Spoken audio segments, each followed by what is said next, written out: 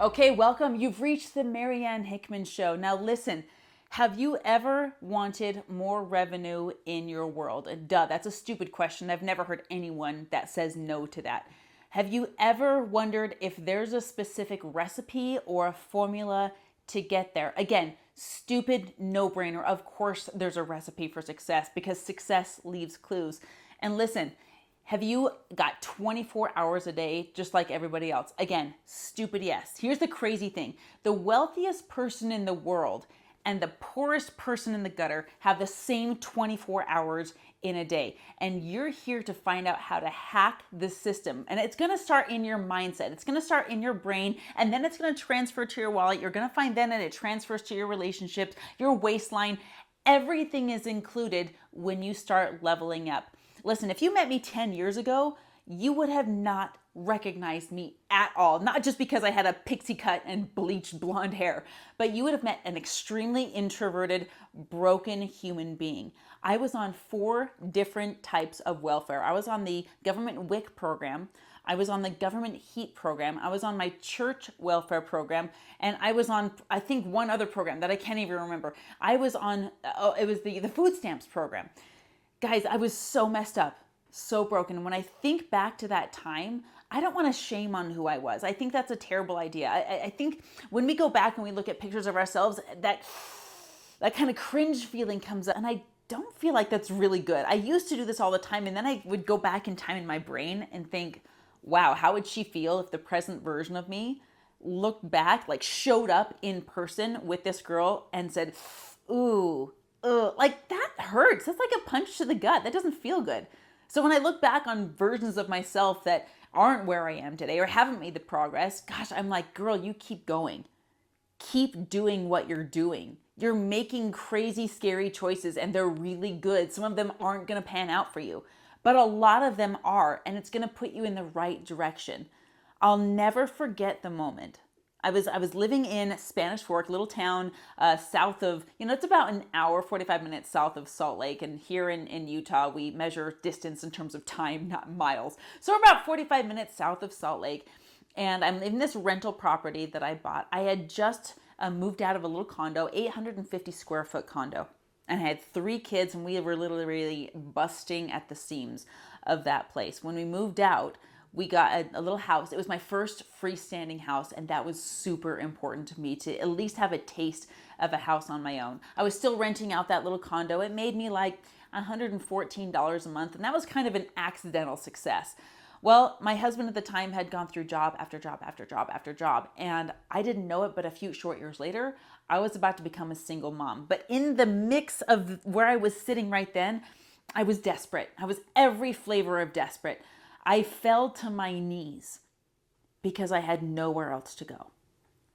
I'll never forget the feeling of my elbows on the side of my bed as I looked on the comforter that I had hand stitched myself because I felt like that was cheaper than buying stuff.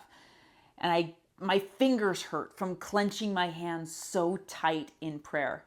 And you can just picture it. My face was stained with tears, and I was so desperate and frustrated and fed up with my situation because I didn't feel like I was going fast enough. I didn't feel like I was making any headway. I didn't feel like I knew anyone in my world that could teach me where I wanted to go. I was going to college for hours and hours and hours, more than a full-time job every week, on top of doing a part-time job, on top of trying to get my husband, lined up and his part-time job, full-time job to bring in the income. And it was quickly adding up to where we were not making enough to even get by. We were robbing Peter to pay Paul to do our bills all the time. We went to crazy amounts of credit card debt on top of student loan debt, on top of all of this welfare. And I didn't have any examples of how to get out of this. I had 9 older siblings that had somehow made it. But I gotta be honest, my dreams were bigger than the examples that were closest to me. I wanted to do more. I wanted to be more. And in my brain, I thought people just matured into wealth. I thought eventually someone would get there. Anyone would get there if you just matured into it long enough. But I was quickly stepping into adulthood year after year after year after year, and it wasn't happening. And so I made a negotiation. I put my hands together and I said, listen, God, as if I could negotiate with the divine, right? As if I had any pull. But this was my last hope. And I said, listen, you've got to do one of two things for me. I need you to either put a box of $100,000 cash on my porch, or I need you to give me someone in my world that can teach me this game of money. Well, the box didn't show up. It was crazy. We had boxes of gifts show up at our doorstep, and maybe that's where I got the idea. I can't tell you how many Christmases were covered by charity from anonymous people who I don't know if I'll ever know. And by the way, if you're listening, thank you. You made Christmas for me more than once. But what did happen, less than a week later, and I'm positive it was because I was looking for it and expected a response, I got put in the airspace of my first millionaire friend. Now, I didn't know they were a friend at the time. They would eventually become a friend. But this was the crazy thing. My brother asked me to go to a pre-retirement party. Now, I didn't know what that was. It sounded like a Tupperware party, essential oils party, MLM party, you name it. That's what it sounded like. But I was desperate, so I said yes to everything. It had the chaos of yes going on. I was just saying yes to whatever fell into my lap because I knew the answer was out there somewhere. So I went to this party. There was a luau, and at the end of it, there was a presentation. Just like I thought there would be. There was a presentation. I was like, okay, here comes the pitch, right? There was a bunch of slides up on the screen. There were a bunch of pictures of goose eggs painted gold. There were a bunch of pictures of stacks of cash. And I was like, all right, this smells pretty hokey. And then the presenter got up, started sharing a very authentic story, and it touched my heart. I was like, okay, your slideshow is leaving something to be desired, but you seem like an incredible person.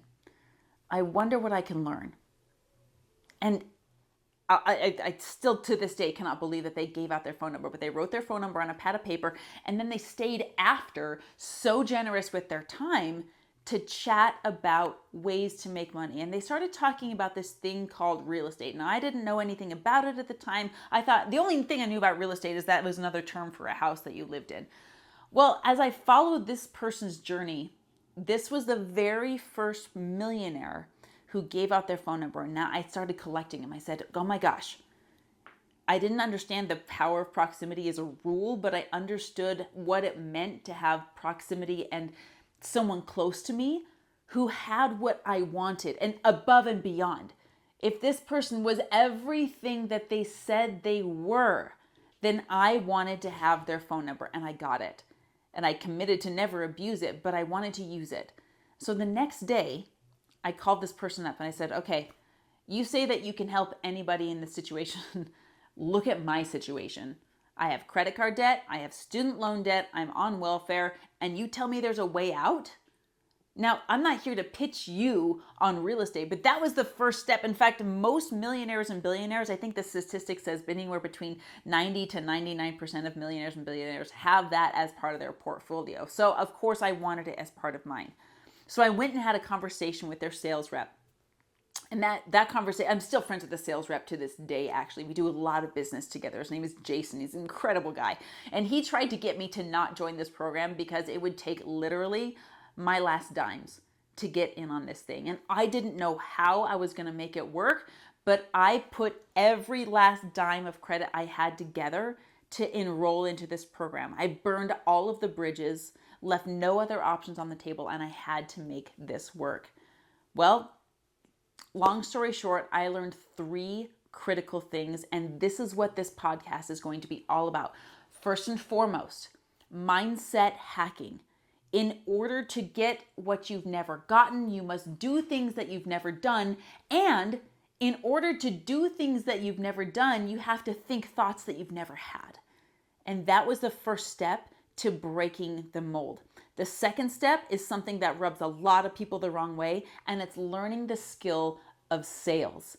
Now, what's crazy is that everyone actually already has this skill, but if you're not making money from it, you're just leveraging the skill of sales in the wrong way. You've already just sold yourself on an idea that's not making you money. And if you can understand how the brain works and understand how to leverage the skill of sales, you can use it across any industry and any level of entrepreneurship, whether you're working for yourself or maybe you're a W-2 working for someone else and you want to up level your ability to earn money there, get promotions and raises and whatever you're looking for. Number 3, leveraging the skill of influence. And I do this through public speaking on the stage. I got to tell you, it's my favorite place to be. And that's weird to say because 99% of the world will tell you that public speaking is the number one scariest thing that you can do. And it's my favorite place to be. So while we're here together on this podcast, you're going to hear me talk about my 6 pillars. Here's my 6 pillars: faith, finance, family, friendship, fitness, and philanthropy. I'm going to rotate through all 6 of these because I believe these to be the 6 pillars of what makes a life worth living. And listen, I've talked to plenty of millionaires and even billionaires on the planet, and I've met some of the most incredible people along the way. You're going to meet them here on this podcast as well. I'm going to bring them to you. We're going to do interviews, and I can't wait to see the headliners that we bring on this podcast. I've got a whole list in my brain that I want to put in front of you. But here's the one thing that everyone has in common, and I'm going to quote Jim Carrey here. I hope everyone makes millions and millions of dollars so that they realize that money is not the goal. It is the byproduct.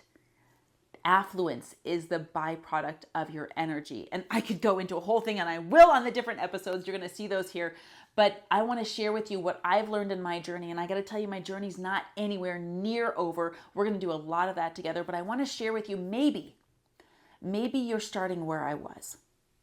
Maybe you have hopes and dreams and you don't have the proximity of people in your airspace to get close to them. And if I can be that for you, even in a digital way, let's freaking rock and roll. So make sure you subscribe, whatever platform you're watching on, whether you're watching on YouTube, you're listening on Spotify, wherever you are, make sure you subscribe, make sure you listen for notifications, whatever bell or ringy-dingy thing you got to do to get the notifications of when a new episode goes live. Do that thing because we have a lot of work together to do and we have a lot of good to do on the planet. And listen, my goal, my mission, my Simon Sinek just cause is to leave the world better than I found it. There's a lot of scars on this planet from people and things that have done worse. But I want to find the good people on this planet and make them stupid wealthy and have a life worth loving along the way. So make sure you watch in for the episodes. I've got a lot of giveaways coming your way. I want to have a lot of value to just drop on you. And most of all, I want to hang out and make a really strong community. So make sure you go, again, subscribe wherever you're at. And I have an amazing Facebook group that I will put in the chat. Open to everybody. It's open to the public. This is where we just make amazing businesses together. We build amazing products. We just help each other learn and grow. So check that out in the description below, wherever you're at. And we'll see you on the next episode.